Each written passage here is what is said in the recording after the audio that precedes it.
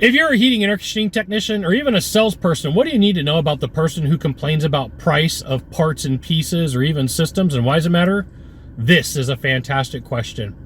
I'm Scott Silva, Come to your life for HVAC technician sales secrets on a perfect day to talk about sales and business and a fantastic day to talk about you. I'm coming to you live from Haleiwa, Oahu. This video is powered by sellingtechnicians.com. So here's what you need to know. If you are sitting with a person and you're having a conversation and you show them the invoice and you show them the amount on the agreement and they go, man, that's a lot of money. That's a statement, okay? That's a reaction. That's a brief interaction. That's part of a conversation. That's normal. That is not the person that I am talking about in this video. And if you get caught up on that, you're not really a salesperson. The person that I'm talking about is the person who goes down the path of saying, you buy these systems for $3,000, $4,000, $5,000 and turn around and sell them for $15,000, $20,000, $30,000. You're crooks, you're criminals, okay? If you engage in this conversation, what you don't realize is you're partially giving this person what they want. Part of what their agenda is, right, is to grind on you. But part of their agenda is this as well. Part of that agenda is to eat up your time. Because if you charge $200, $300, $400, $500 for a capacitator, in their mind, they're like, if I get this guy held here for an hour and complain to him for a freaking hour, I'm getting some of my money back. I'm getting some money back for me because I feel like this transaction was wrong. Now, sometimes the people who are upset about this are willing to have a conversation. And we're going to 80-20 this. We're going to say it's only 20% of the people. The rest of the 80 have an axe to grind. They've always had an axe to grind. When you leave, they're going to have an axe to grind. When the next 10 technicians come out, they're going to go through the same routine. They're stuck in an emotional financial loop, right? Which means that they're just going to have the same feelings and emotions over and over and over again. And if you choose to get caught up in trying to explain how you're doing better, you're going to get pulled into Operation Time Suck. There's a couple of videos going around. I wouldn't say they're viral, they're semi-viral, about how plumbers do their pricing or how HVAC companies do their pricing for parts or for how roofing companies do their parts.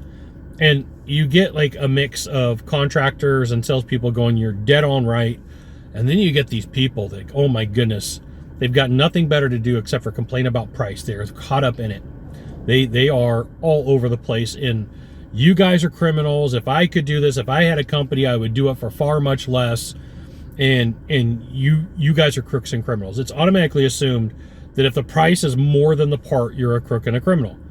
And for some of these people, they're never, ever, ever, ever, ever, ever, ever, ever, ever, ever, ever going to change their mind. And what you need to know is this can throw you into a sales slump. Because you go to the call, they treat you like crap, they treat you like garbage, they need to have the work done. But the entire time that they're there, they're abusing you and telling you that you're a liar, cheat, and fraud, and you probably work for a good company, you're probably ethical and moral, and so what happens is it pushes you down into a bad mood, right? So there's a couple ways that you can deal with this, but before we get there, you should absolutely join my email publication. Go to this URL, type it into a browser, drop in your name, your email address, maybe your phone number. I'll give you the goods. Not in the Facebook group, not the YouTube channel, which means private coaching, private training, discounted coaching, discounted training. It's an email publication. And occasionally, I try to sell you stuff because I'm a sales guy, right?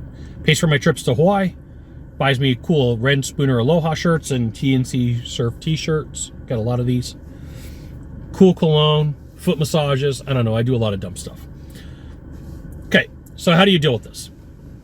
One, you recognize, okay, I'm not going to engage. It is what it is. Do you want it or do you not want it, right?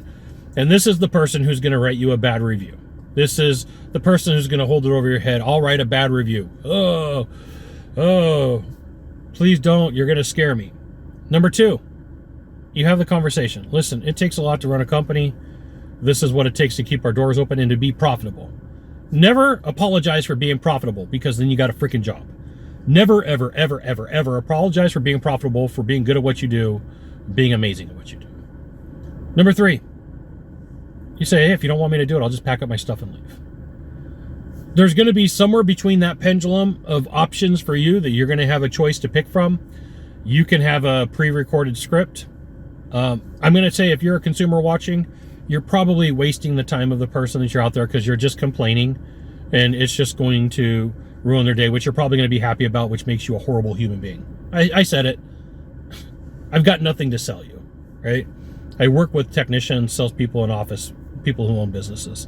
I don't work with homeowners. So get the sand out of your emotional crevice. So be aware that the people with the axe to grind, their version of fixing their problems in life is to take you down, to make you feel bad about what you do and who you work for. Listen, I've gotten those phone calls in the middle of the night from business owners crying. Scott, I don't know how I'm going to make payroll. Scott, I don't know what to do. Scott, like, you fill in the blank, when it goes to business, I'm probably going to lose everything. And I've probably gotten, in this year, I've probably taken about 8 of these phone calls from across the United States. Scott, I'm struggling, right? Scott, I'm scared. What you don't see as an employer, as a salesperson, and what you don't hear is those conversations.